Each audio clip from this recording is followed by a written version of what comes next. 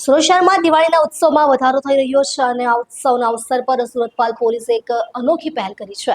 Zone 7ના DCP Shrimati Shefali બારવાલની આગેવાની હેઠળ પાલ પોલીસે દિવાળીની ખુશીઓની સુરક્ષા સાથે જોડતો એક વિશેષ કાર્યક્રમ યોજ્યો।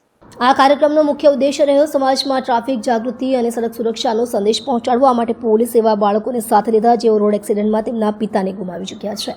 આ બાળકોએ ટ્રાફિક અવેરનેસ કાર્યક્રમમાં સક્રિય ભાગ લઈને લોકોને સડક સુરક્ષાના નિયમોનું પાલન કરવાની અપીલ કરી તેમના ભાગીદારીથી જનજાગૃતિના સંદેશને એક વિશેષ અને માર્મિક પરિણામ મળ્યું। માનનીય પોલીસ કમિશનર શ્રી અનુપમસિંહ ગહેલોત સાહેબની ધર્મપત્ની શ્રીમતી સંધ્યા ગહેલોતને પણ આ કાર્યક્રમમાં ખાસ હાજરી આપી હતી।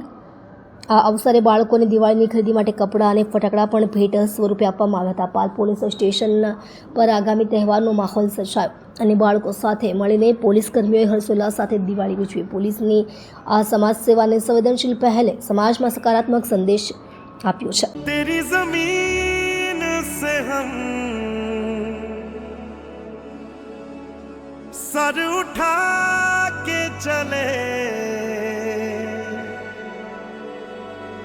हमें हंस के विदा कर माँ, लाल हैं हम तेरे, याद करना हमें